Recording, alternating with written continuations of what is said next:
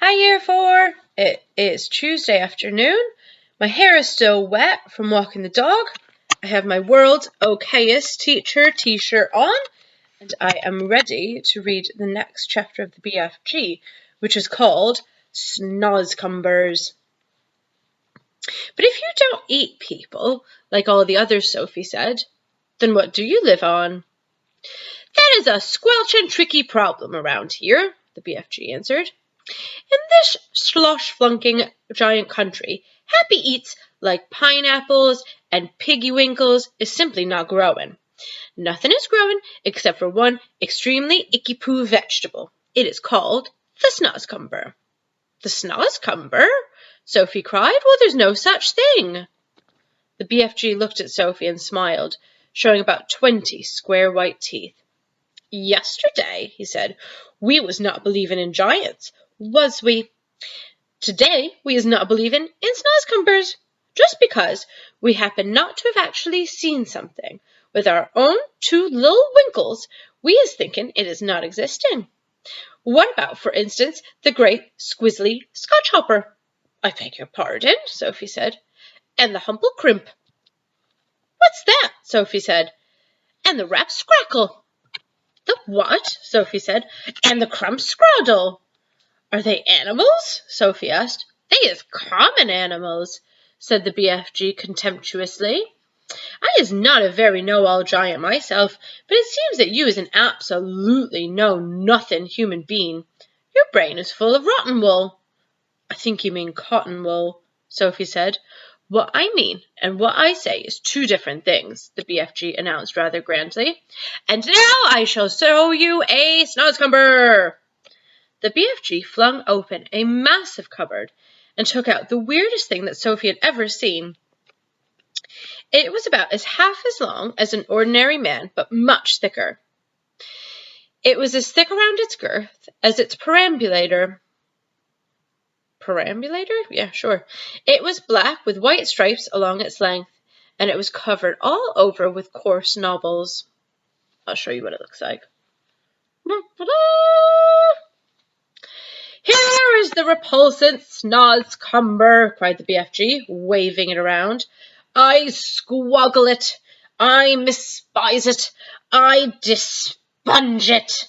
But because I is refusing to gobble up human beings like the other giants, I must spend my life guzzling up the icky-poo Snozzcumbers instead. If I don't, I shall be nothing but skin and groans. You mean skin and bones, Sophie said.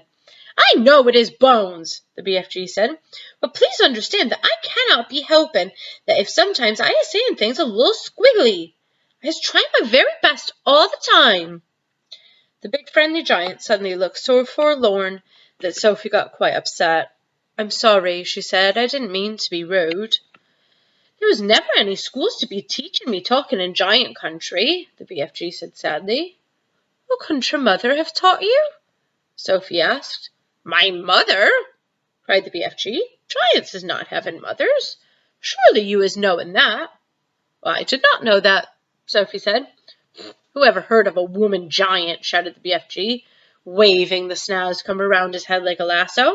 There never was a woman giant, and there never will be. Giants is always men. Sophie felt herself getting a little muddled. In which case, how were you born? She asked. Giants is not born, the BFG answers. Giant appears, and that is all there is to it. They simply appears the same way as the sun and the stars. And when did you appear? Sophie asked. How on earth could I be knowing such a thing like that? The BFG said. It was so long ago I couldn't count. You mean you don't even know how old you are? No giant is knowing that, the BFG said. All I is knowing about myself is that I is very old, very, very old, and very crumply, perhaps as old as the earth. What happens when a giant dies? Sophie asked. Giants is never dying, the BFG answered. Sometimes, and quite suddenly, a giant is disappearing, and nobody is ever knowing where he goes to. But mostly, us giants is simply going on and on like whiffsy time twiddlers. The BFG was still holding the awesome Snozzcumber in his right hand, and he now put one end into his mouth and bit off a large hunk of it. He started crunching it up, and the noise he made was like chewing lumps of ice. "It's filthin'," he spluttered, speaking with his mouth full and spraying large pieces of Snozzcumber like bullets in Sophie's direction. Sophie hopped around on the top table, ducking out of the way. "It's disgusterous," the BFG gurgled. "It's sickable, it's rotsome, it's maggot-wise. Try it yourself, this foulsome Snozzcumber." "No, thank you," Sophie said, backing away. "It is all you will be guzzling round here from now on, so you may as well get used to it," said the BFG. "Go on, you snipsy little winkle, have a go." Sophie took a small nibble. "Ugh!" she sputtered. "Oh no, oh gosh, oh no, oh help!" She spat it out quickly. "It tastes of frog skins," she gasped, "and rotten fish." "Worse than that," cried the BFG, roaring with laughter. "To me, it is tasting of cockroaches and slime wranglers." "Do we really have to eat it?" Sophie said. "You do, unless you is wanting to become so thin that you will be disappearing into thick ear."